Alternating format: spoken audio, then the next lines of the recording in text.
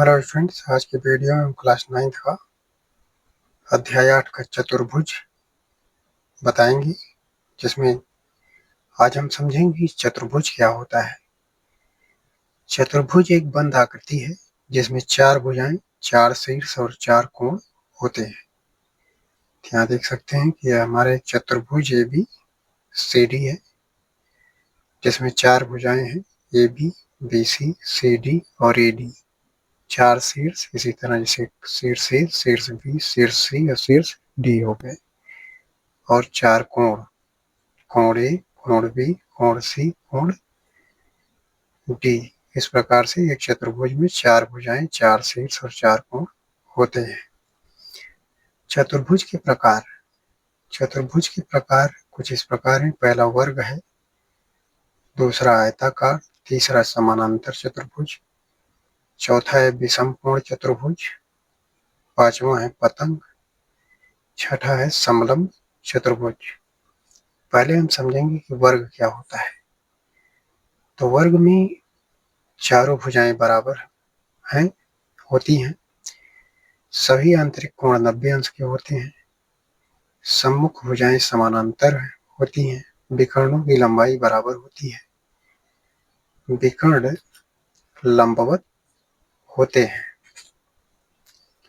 विकर्ण भी एक दूसरे को समद्विभाजित करते हैं। तो इसको हम चित्र से समझते हैं।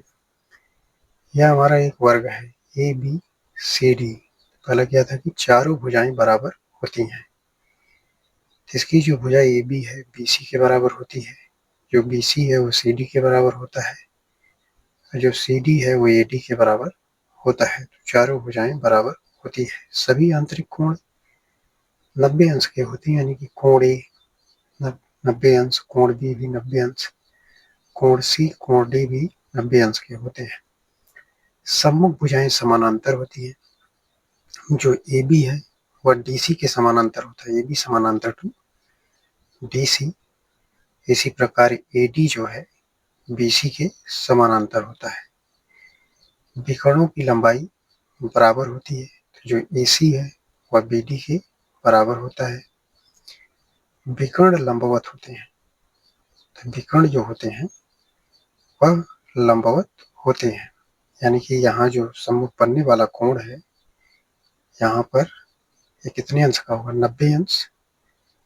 यहाँ भी 90 अंश होगा, यहाँ भी 90 अंश, और यहाँ भी 90 अंश का ही बनेगा। तो इससे कह सकते हैं विकर्ण लंबवत होते हैं। विकर्ण भी एक दूसरे को समद्विभाजित करते हैं।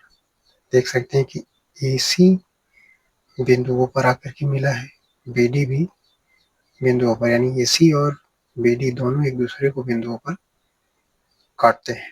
जिससे सिद्ध होता है कि जो ओ ए है वो सी के बराबर होगा, ओ बी ओ डी के बराबर होगा। तो हम यहाँ लिख सकते हैं कि ओ ए बराबर ओ सी। तो इस प्रकार से हम वर्ग के सभी पार्ट को समझ लिए। अब हम चलते हैं अगले पर, आयताकार। आयताकार क्या होता है? पहले आयत समझते हैं। सम्मुख भुजाएं बराबर होती हैं। सभी आंतरिक कोण 90 अंश। सम्मुख भुजाएं समानांतर हैं। विकर्णों की लंबाई बराबर होती है। विकर्ण भी एक दूसरे को समद्विभाजित करते हैं।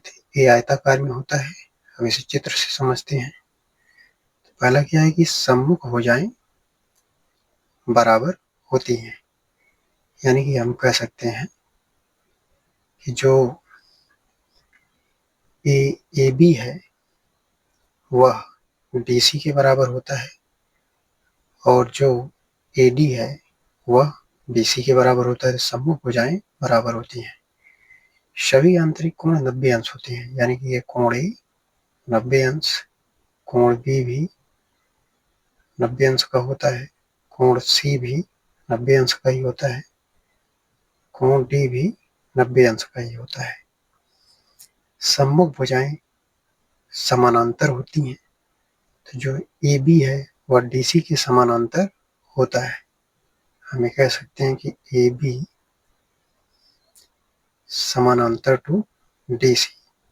और इसी तरह ए डी का जो सम्मुख BC है, यह AD समानांतर टू BC होता है और विकर्णों की लंबाई बराबर होती है, यानी कि विकर्ण BD बराबर AC होता है और विकर्ण भी एक दूसरे को समद्विभाजित करते हैं। अगर विकर्ण एक दूसरे को समद्विभाजित करते हैं तो OA बराबर OC, OA बराबर OC तथा OB बराबर OD होगा, OB बराबर OD। इस प्रकार से आयत की सभी पॉइंट्स हम समझ लेते हैं। अब हम चलते हैं अगले पर, समानांतर चतुर्भुज। समानांतर चतुर्भुज में क्या होता है कि सम्मुख भुजाएं बराबर होती हैं, सम्मुख कोण बराबर होते हैं, आसन्न कोणों का योग 180 अंश होता है, विकर्ण एक दूसरे को समद्विभाजित करते हैं। तो क्या है कि इनकी सम्मुख भुजाएं बराबर होती हैं, यानी कि AB जो है DC के बराबर होता है और AD जो है BC के बराबर होता है। सम्मुख कोण इनके बराबर होते हैं, यानी कि हम कह सकते हैं कि A का सम्मुख C है तो कोण A के बराबर कोण C होता है। इसी प्रकार B का सम्मुख D है तो हम कह सकते हैं कोण B के बराबर कोण D होता है। आसन्न कोणों का योग 180 अंश होता है। अब आसन्न कोण क्या होते हैं, जैसे कि एक ही रेखा पर बने दो कोण, जैसे कोण A और कोण B का योग कितना होगा, आसन्न कोणों का योग कोण A प्लस कोण B बराबर 180 अंश होता है। और इसी प्रकार दूसरी रेखा पर देखें तो कोण A प्लस कोण D का भी योग कितना होगा, 180 अंश होगा। कोण A प्लस कोण D बराबर 180 अंश। और विकर्ण एक दूसरे को समद्विभाजित करते हैं, जो विकर्ण है एक दूसरे को बिंदुओं पर समद्विभाजित करते हैं। अगर समद्विभाजित करते हैं तो OA के बराबर OC होगा, OB के बराबर OD होगा। तो इसे हम लिख सकते हैं OA बराबर OC तथा OD बराबर OB होगा, OD बराबर OB। इस प्रकार से हमने समानांतर चतुर्भुज को भी समझ लिया। अब हम चलते हैं अगले पर, जो कि हमारा है विषम कोण चतुर्भुज। तो विषम कोण चतुर्भुज क्या कहता है कि सभी पक्ष समान हैं, सम्मुख कोण बराबर होते हैं, आसन्न कोणों का योग 180 अंश होता है, विकर्ण लंबवत है, विकर्ण भी समद्विभाजक होते हैं। ये हमारा समान विषम कोण चतुर्भुज है। पहले कि हमें सभी पक्ष समान होते हैं, यानी कि सभी भुजाएं बराबर होती हैं, यानी कि PQ SR PS QR ये सभी पक्ष समान होते हैं और सम्मुख कोण बराबर होते हैं। सम्मुख कोण बराबर होते हैं तो हम कह सकते हैं कि कोण P के बराबर होता है कोण R, कोण P के बराबर कोण R और कोण Q के बराबर होता है कोण S। कोण Q के बराबर कोण S होता है। आसन्न कोणों का योग 180 अंश होता है, यानी कोण P और कोण Q का योग कितना हो जाएगा, आसन्न कोण होंगे कोण P प्लस कोण Q बराबर 180 अंश। इसी तरह कोण P प्लस कोण S कितना होगा, 180 अंश होता है। विकर्ण लंबवत होते हैं, अगर विकर्ण लंबवत होंगी तो यहाँ जो बनने वाला कोण होगा कितना होगा, 90 अंश होगा। तो विकर्ण इसके लंबवत होते हैं। विकर्ण भी समद्विभाजक होते हैं, तो विकर्ण बिंदुओं पर समद्विभाजित कर रहे हैं। अगर विकर्ण समद्विभाजक होंगे तो जो OP है वो R के बराबर होगा, जो OS है वो Q के बराबर होगा। तो हम इसे लिख सकते हैं, विकर्ण समद्विभाजक होते हैं तो OP बराबर OR, OP बराबर OR तथा OQ बराबर OS, OQ बराबर OS। इस प्रकार हमने विषम कोण चतुर्भुज को समझ लिया। अब हम आगे चलते हैं, जो हमारा है समलंब चतुर्भुज। समलंब चतुर्भुज में सिर्फ दो बातें आती हैं, सम्मुख भुजाओं का एक युग्म समानांतर होता है, यानी कि जो AB है वो DC के समानांतर होता है। एक युग्म केवल समानांतर होता है इसका, AB समानांतर टू DC। गैर समानांतर भुजाओं का योग 180 अंश होता है, यानी कि जो गैर समानांतर भुजाएं हैं जैसे AD और BC, जो भुजाओं पर कोणों का योग है, जैसे कोण A प्लस कोण D का योग कितना हो जाएगा, 180 अंश। इसी प्रकार से कोण B प्लस कोण C का जो योग होगा वो 180 अंश होगा। तो हमारा समलंब चतुर्भुज हो जाता है। आगे चलते हैं हम पतंग यानी त्रिभुज मध्य बिंदु प्रमेय पर। ये बहुत इंपॉर्टेंट है परीक्षा की दृष्टि से, त्रिभुज मध्य बिंदु प्रमेय। ये क्या होता है, किसी त्रिभुज की दो भुजाओं की, किसी त्रिभुज की दो भुजाओं की मध्य बिंदुओं को मिलाने वाला रेखाखंड तीसरी भुजा के समानांतर होता है और उसका आधा होता है।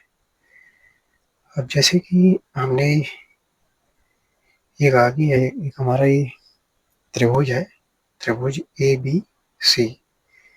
तो त्रिभुज मध्य बिंदु प्रमेय क्या है, त्रिभुज मध्य बिंदु प्रमेय किसी त्रिभुज की दो भुजाओं की, जैसे किसी त्रिभुज, हमारा त्रिभुज ABC है, इसकी दो भुजा हो गई AC और BC, दो भुजाओं के मध्य बिंदुओं को मिलाने वाला रेखाखंड। अब यहाँ इसके मध्य बिंदु को जो मिलाने वाला रेखाखंड है वही EF है। मिलाने वाला रेखाखंड तीसरी भुजा के समानांतर होता है और उसका आधा होता है। तो इसकी तीसरी भुजा कौन सी है, AB है। तो EF जो है AB के समानांतर होगा, EF AB के समानांतर होगा और उसका आधा होता है। तो EF AB का आधा होगा, EF बराबर 1/2 AB होगा। ये तो पहला त्रिभुज मध्य बिंदु प्रमेय का ये पहला पॉइंट हो जाता है। अब हम दूसरा समझते हैं, किसी त्रिभुज की एक भुजा के मध्य बिंदु से होकर दूसरी भुजा के समानांतर तीसरी रेखा तीसरी भुजा को समद्विभाजित करता है, यानी कि किसी त्रिभुज की एक भुजा के मध्य बिंदु से होकर दूसरी भुजा के समानांतर एक रेखा तीसरी भुजा को समद्विभाजित करता है। इसका क्या कहने का मतलब है कि जैसे यहाँ किसी त्रिभुज की भुजा के मध्य बिंदु से होकर, तो मध्य बिंदु से होकर जाने वाली रेखा ये EF है। जाने वाली रेखा कौन सी है, EF है, जो दूसरी भुजा के समानांतर एक रेखा तीसरी भुजा को क्या करता है, समद्विभाजित करता है। तो ये रेखा अगर आगे की जाए तो हम यहाँ देख सकते हैं कि हमें यहाँ क्या मिल जाएगा, जो BF है वो CF के बराबर मिल जाता है। तो हम कह सकते हैं BF बराबर CF। तो ये त्रिभुज मध्य बिंदु प्रमेय जो दूसरा पॉइंट था ये भी हमने समझ लिया कि जो किसी त्रिभुज की मध्य बिंदु से होकर जो EF रेखा जा रही है ये तीसरी भुजा को समद्विभाजित कर रही है, जिससे ये BF बराबर CF बन रहा है। इस प्रकार से हमारा ये भी कंप्लीट हो जाता है। अब हम चलते हैं लास्ट पतंग पर। पतंग आप सभी ने देखा होगा, पतंग क्या होता है, तो आज हम पतंग को समझेंगे। आसन्न भुजाओं का युग्म बराबर होता है, सम्मुख कोणों का एक युग्म बराबर होता है, विकर्ण लंबवत है, लंबा विकर्ण छोटे विकर्ण को समद्विभाजित करता है। तो हम चित्र से समझते हैं। ये रहा हमारा पतंग। आसन्न भुजाओं का एक युग्म बराबर होता है। तो यहाँ देख सकते हैं कि जो AB है वो AD के बराबर है, और जो BC है वो CD के बराबर है। तो आसन्न भुजाओं का युग्म बराबर होता है। सम्मुख कोणों का एक युग्म बराबर होता है। सम्मुख कोणों का जो एक युग्म है, जैसे कोण B कोण D के बराबर होगा। कोण B बराबर कोण D, एक युग्म बराबर होता है। विकर्ण लंबवत होते हैं। इसका जो विकर्ण AC है, विकर्ण BD है, एक दूसरे के लंबवत होते हैं। यानी कि यहाँ जो बनने वाला कोण है वो 90 अंश ही बनता है। विकर्ण लंबवत होते हैं। लंबा विकर्ण छोटे विकर्ण को समद्विभाजित करता है। तो यहाँ देख सकते हैं जो लंबा विकर्ण AC है, छोटा विकर्ण BD को बिंदुओं पर समद्विभाजित करता है। इस प्रकार से हमारा एक पतंग हो जाता है। आज की वीडियो में बस इतना ही। हम आशा करते हैं आपको वीडियो समझ में आया होगा। चैनल को सब्सक्राइब करें, वीडियो को ज़्यादा से ज़्यादा शेयर करें। धन्यवाद।